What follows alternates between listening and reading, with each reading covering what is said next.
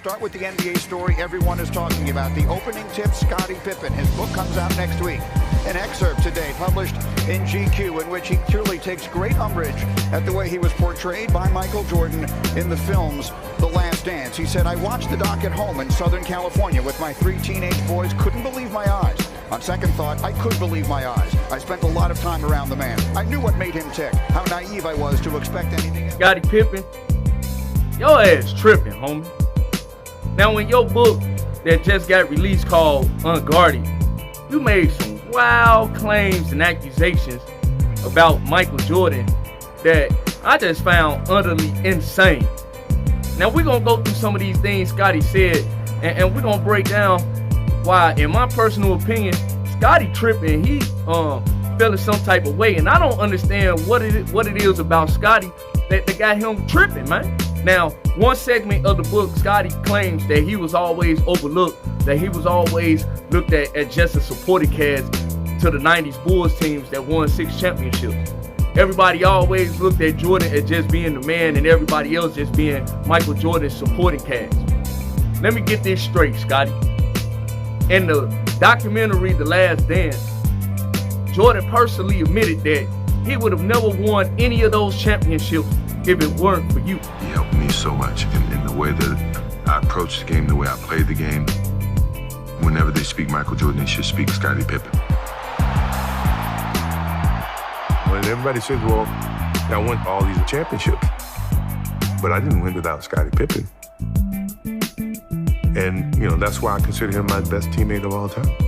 If you were overlooked, why are you regarded as one of the 50 greatest players ever in NBA history? Why were you put on the top 50 greatest players list in 1996? How did you make it to 7 All-Star teams if you were overlooked? How are you a Hall of Famer if you were overlooked? You were the perfect complementary piece to Michael Jordan. You were the missing link. Jordan ain't never denied that. So to say you were overlooked simply because everybody gave Jordan the praise, everybody looked at Jordan as the man, that's just the God honest truth. Jordan was the man. Without Michael Jordan, would you have won any championships at all on those Bulls teams? You was never overlooked. Everybody recognized you for your proper place. Your thing is you just mad and upset you wasn't the man. You had the opportunity to be the man. And we're about to go into that. Now, you claim that you and Michael was never close. And I ain't gonna lie. If y'all wasn't close, who cares? But I do remember those 90s, and I got a vivid memory of all those championships y'all won. If you wasn't close, if you and Jordan wasn't close, why were y'all hugged up and celebrating all those championships, all happy and elated and excited? Did Jordan put you on to a lot of things he was doing? Is it Jordan's fault that you blew your money? Is it Jordan's fault that you lost out on millions in investments that you did? And Jordan ain't had to be your best friend. As long as y'all did what y'all did on the court, who cares what y'all personal relationship was like off the court? Dennis Rodman admitted that him and Jordan rarely ever spoke. But it didn't matter, because Dennis Rodman said he was there to win at any cost. He ain't have to be Jordan's friend. After all, it was you that didn't want Dennis Rodman to be a member of the team back in 95. You didn't like the ideal of Rodman coming onto the team for that second three-peat. Jordan was all aboard for it. So if you and Jordan wasn't close, I mean, you mean to tell me all these years you and Jordan been seen kicking it together, hanging out together, chopping it up and all that, you just saying Jordan was putting on the front? Now, I will admit this, Michael Jordan is an asshole. Everybody in Chicago been through that. I mean, where have you been the past 30 plus years, dog? Everybody know Michael Jordan an asshole. Everybody know Michael Jordan is not a likable person. And probably the rapper Chameleon would tell you that. Picture. And then I said, I went over there and I said, hey fellas, you know, nobody was talking, they was just chilling, whatever, right? And I was just like, man, I don't mean to be rude, but Mike, I just want to know if I could get a picture. And then, now I understand, I kind of expected him to say no. So I wasn't mad if he said no, but the way he said it, he said, oh, hell nah, man, I ain't taking no pictures with no niggas. So if you and Jordan wasn't close outside the court, who cares? Because to me, it don't even matter what y'all did on the court. And y'all two brought a championship together, and y'all created a dynasty. And Michael Jordan, even in the documentary, gave you your props, gave you your respect. So once again, you tripping, homie.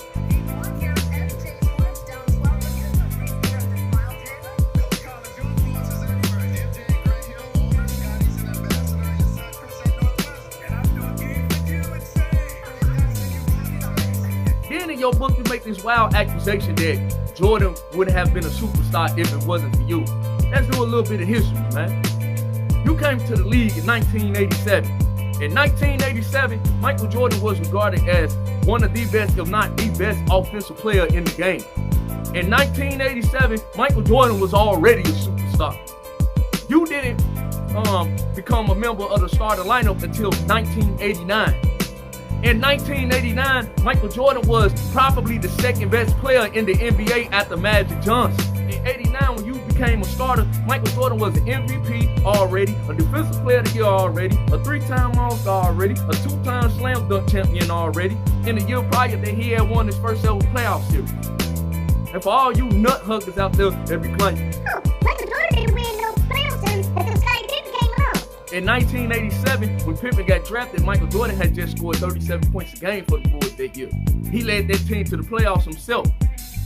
It just so happened the Bulls were a shitty team outside of Jordan. Once Jordan got the help that he needed, that's when the Bulls elevated. And Scottie Pippen didn't become an all-star until 1990. You claim he wasn't a superstar without you.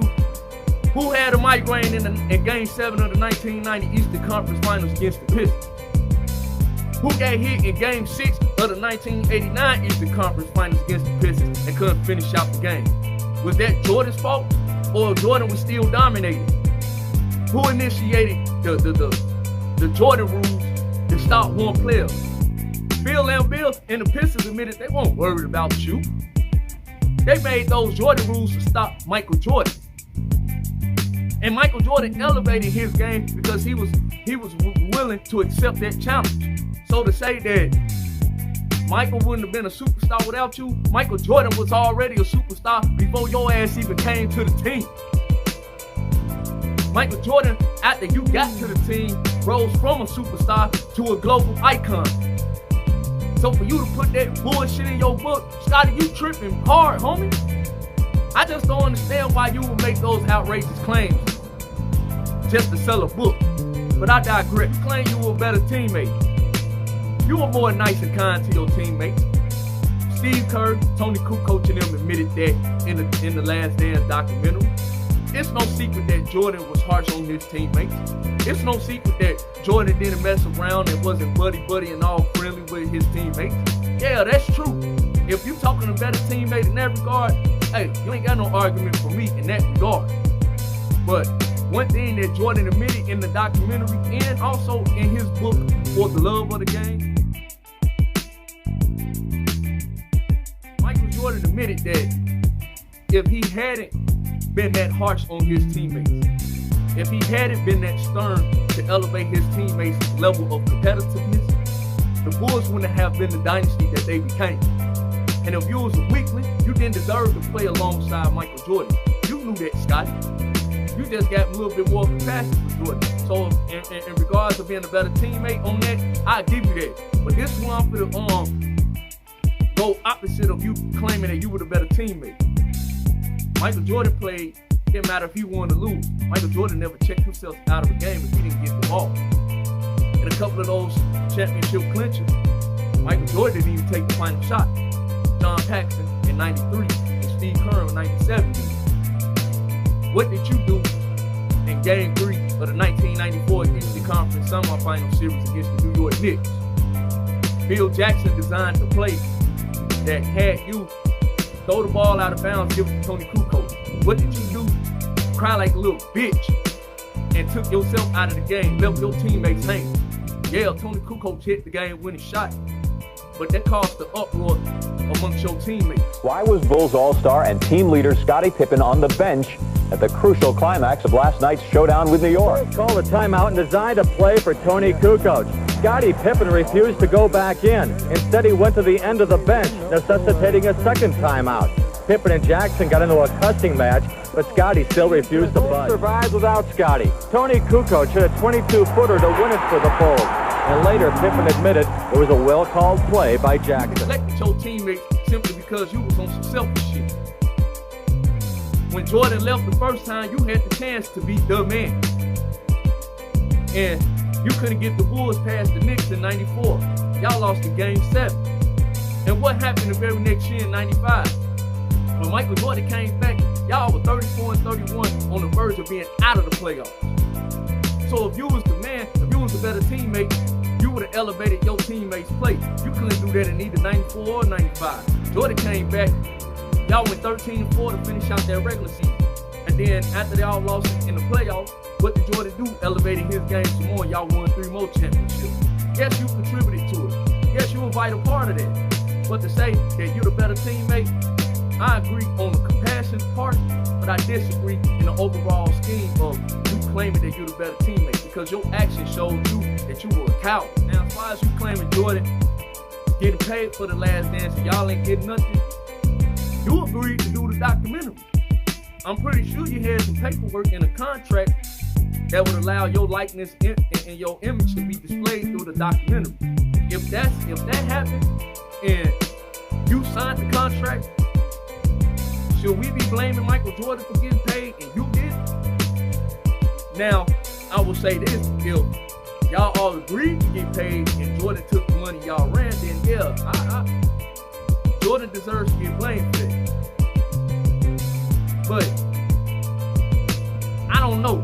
And I don't necessarily believe that Michael Jordan is the only one that got paid for that documentary. And everybody else didn't. You got to show me the contract in order to believe that. But I digress. Also, going back to my previous point on you being a better teammate, or you being the man. If you were the man, what happened to you after you left the Bulls? You couldn't get along with Charles Barkley in Houston. You pretty much threw him under the bus. After all, Charles Barkley took a pay cut in order for you to get your max contract to come to Houston. Granted, you were underpaid for years with the Bulls, but you can't blame Jordan for that. Your issue was with both Jerry Krause and Jerry Reinsdorf. And I agree, Pippen should have definitely got paid, in my opinion, as the second best player in the league at that time. But once you left the Bulls and went to Houston, then later to Portland, you were not the same. You couldn't leave Portland a talented but troubled team. You couldn't lead them past the Lakers. Remember, y'all had a 15-point lead in the fourth quarter of Game 7 of the 2000 Western Conference Finals against the Lakers. You were the leader. You were the man that had 6 titles. You couldn't will your team to get that win, to finish out that game. Scottie, you were great. You're one of the greatest ever. But you wasn't the man. You were always going to be overlooked by Jordan. Why? Because Jordan had been proved himself long before you got in the league. So in conclusion, Scottie, your ass tripping, homie. And if you and Jordan weren't close, hey man, that's between you and Jordan. But you've been saying a lot of outrageous stuff lately, man, and I don't understand what's going on. You got all this animosity built up against your teammates. But what was that same energy at when Future was out here plucking your ex-wife? Making songs about it, bragging about it. What was your energy at then?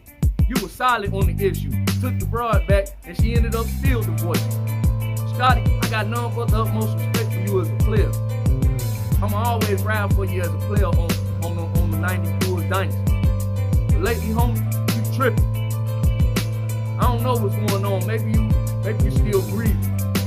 Maybe you going through a midlife crisis. Maybe you done lost a lot of money. I don't know. But facts is facts. You were never the man. You were never going to be the man.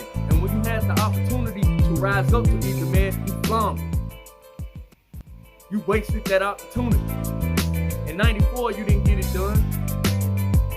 In 95, y'all were on the verge of being out of the playoffs until Jordan returned. And lastly, you claimed that Jordan put out The Last Dance so that the younger generation can be reminded that he's better than LeBron.